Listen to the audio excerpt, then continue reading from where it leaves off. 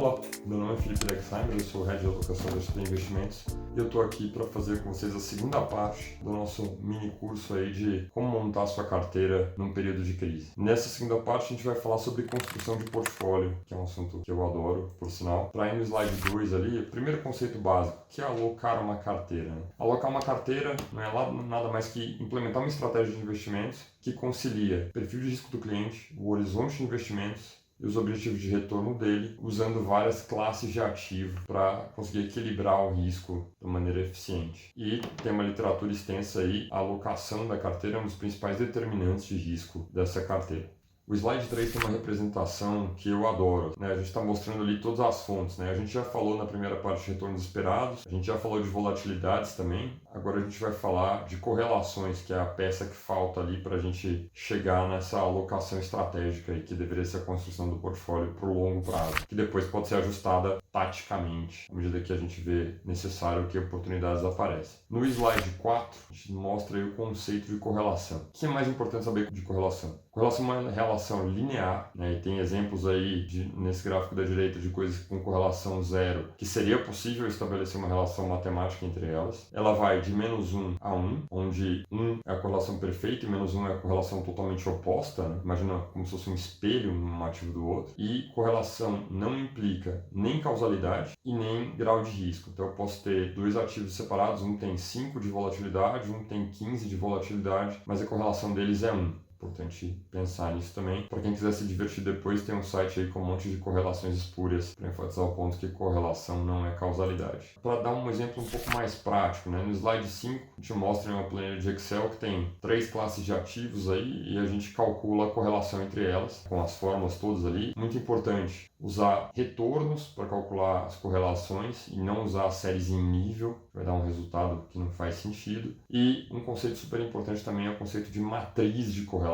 Então a gente está vendo aí uma maneira de a gente representar a correlação cruzada entre vários ativos. Normalmente a gente dá uma olhada na matriz de correlação das classes de ativo que vão compor nossa carteira antes de montá-la. Mais um pedaço sobre diversificação. No slide 6, a gente tem uma foto aí do ganhador do Prêmio Nobel de Economia, Harry Markowitz. Ele criou a moderna teoria de portfólio que dá todo o suporte para a gente ter essa conversa aqui. E a conclusão dele, e daí matemática, né, e não só teórica, é que se você tem, como a gente mostra ali, ativos com correlação imperfeita, como a gente viu aqueles mesmos ativos do slide anterior, você montar uma carteira com eles tem um risco menor do que a soma ponderada dessas volatilidades, né? Então, nesse exemplo aqui, a gente chegou ali num coeficiente de diversificação de 87%, ou seja, a minha carteira tem 87% da volatilidade da média ponderada da volatilidade desses ativos. E aí tem uma salvaguarda importante que a gente tem que falar, que é as correlações nem sempre, e eu vou dizer quase nunca, se mantêm estáveis ao longo do tempo. É muito importante a gente saber a origem das correlações para a gente entender se, quando a gente projeta, imagina um período à frente, se elas vão se manter ou não. O gráfico no slide 7 mostra um pouco disso, né? Então tem a correlação de 3 classes de ativo, aí, os fundos multimercados, os pré-fixados e o dólar, contra a Bolsa Brasileira, nesse caso medida pelo IBX. Dá para ver ali que os pré-fixados têm claramente 2 regimes, né?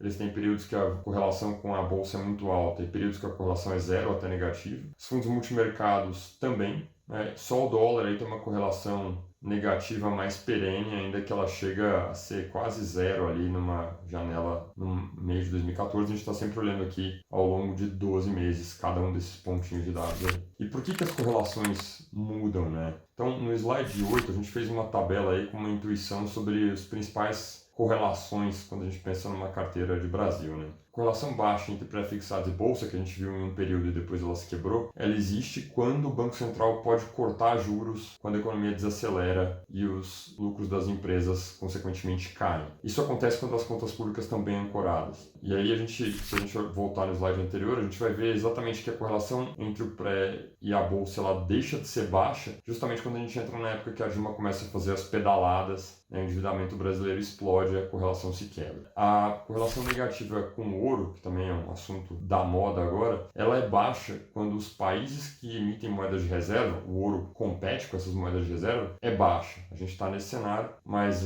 qualquer expectativa de que vá haver uma alta das taxas de juros pode fazer com que o ouro, fico brincando, deixe de ser uma moeda de reserva e passe a ser uma commodity, né? E daí ele pode mudar de regime bem rápido e ele acaba deixando de ser um hedge efetivo, por isso que ele não é meu favorito. E a correlação entre fundos multimercados e bolsa, ela varia bastante ao longo do tempo, mas é por motivos totalmente diferentes. Os fundos multimercados, eles são geridos ativamente. Quando o gestor acha que a bolsa é uma boa opção, ele vai ter bolsa e a correlação realizada vai acabar sendo alta. Se ele achar que bolsa não é um bom negócio, ele vai ter outra coisa e a correlação vai acabar ficando mais baixa ou até negativa, como a gente viu que aconteceu em alguns períodos do passado.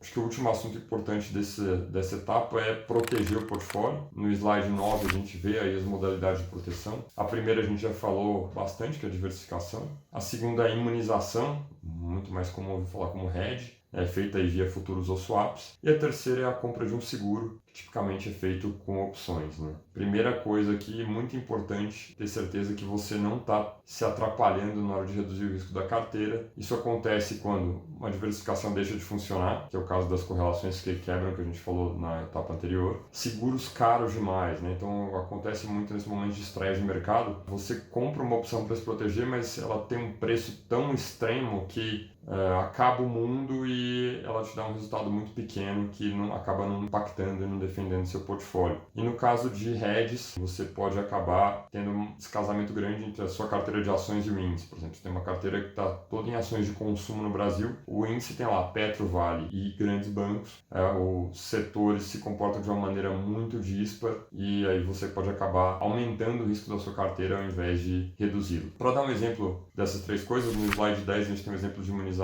uma carteira de 30% de bolsa, e aí dá para ver, né? A carteira sem proteção nenhuma, ela subiria 3,7 se a bolsa sobe 10, cairia 2,3 se a bolsa cai 10. Se eu faço uma venda equivalente aí a 10% da minha carteira em índice futuro, isso tem impacto 1% negativo no cenário positivo, 1% positivo no cenário negativo. Observem que o impacto é simétrico, ele vale para os dois lados, e daí eu diminuo o retorno no cenário positivo e eu também diminuo a perda no cenário negativo. No slide número 11, a gente tem um exemplo de compra de seguro, que é bem interessante. Então, é a mesma carteira base e eu estou assumindo ali que o custo de me proteger por 2 meses é 3% do notional que eu quero expor. Então, se eu quero proteger 10% da minha carteira, eu vou gastar 0,3% no seguro. Se a bolsa subir, eu perco esse prêmio, assim como você perde o prêmio do seguro do carro se o carro não é roubado. Então a minha carteira sobe ali um pouco menos do que a carteira tradicionalmente subiria. E se a bolsa cai, eu ganho esse 1% que eu ganhei no exemplo anterior, eu continuo pagando o prêmio, então eu tenho uma perda um pouco maior do que eu tinha no cenário que eu imunizava.